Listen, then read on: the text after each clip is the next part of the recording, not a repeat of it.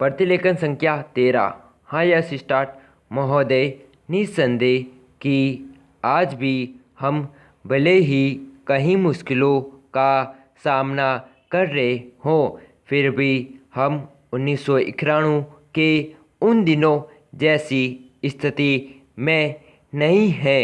एक राष्ट्र के रूप में हमने काफ़ी भरपाई कर ली है और हम आगे बढ़ने के लिए तैयार हैं।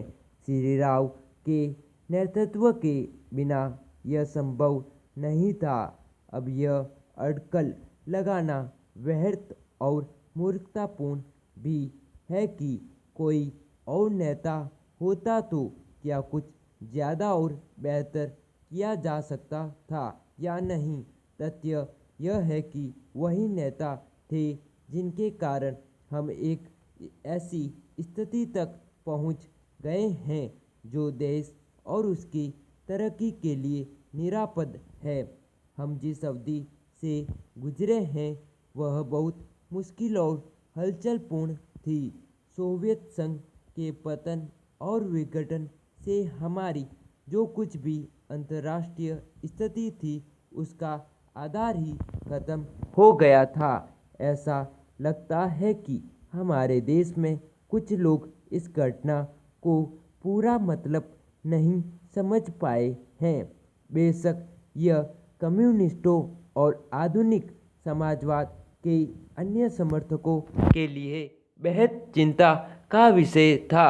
इससे उन सभी निष्पक्ष देशभक्तों को काफ़ी दुख हुआ जिनके लिए सोवियत संघ अच्छा मित्र था और अकेली विदेशी शक्ति भी जो हमेशा हमारे साथ खड़ी होती थी। उससे हमें काफ़ी नैतिक और भौतिक समर्थन भी मिला था। हमारे देश में सोवियत संघ के तमाम मित्रों में भी सभी लोग यह नहीं समझ पा रहे हैं कि आर्थिक, वैज्ञानिक और प्रौद्योगिकी के हिसाब से इसका क्या मतलब था और है। जब हमें सख्त ज़रूरत थी तो कोई ऐसा नहीं था जिसकी ओर हम देखते घबराने और अपने देश को दिवालिया राष्ट्र घोषित करने के बजाय प्रधानमंत्री ने मुश्किलों का डटकर मुकाबला किया, हमें इस संकट से निकालने की व्यवस्था की और साहस के साथ देश को एक नए आर्थिक रास्ते पर अग्रसर किया। पैरा कांग्रेस ने अपने चुनाव घोषणा पत्र में इसकी मोटी रूपरेखा न बना ली होती तो बेशक यह संभव न होता पाता। इस घोषणा पत्र के मुख्य निर्माता स्वयं राजीव गांधी थे और इसे तैयार करने में श्री राव उनके मुख्य सहायक थे। देश को संकट से उबारने और नए आर्थिक रास्ते पर ले जाने में बेशक मनमोहन सिंह की देशभक्ति, विद्वता और ख्याति महत्वपूर्ण कारण थे। नई आर्थिक नीति जनता के हित में नहीं है, इस काल्पनिक तथ्य को लेकर काफ़ी हंगामा मचाया जा रहा है।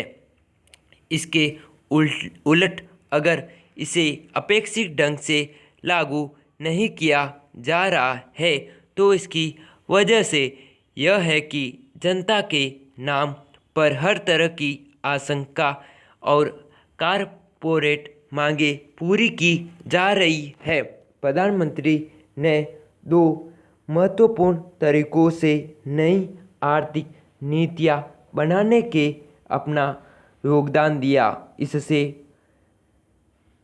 पहले तो उन्होंने नई नीति लागू करने के लिए मध्यम मार्ग अपनाने पर जोर दिया।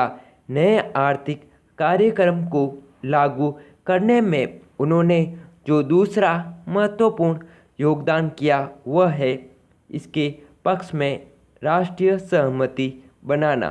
Full stop.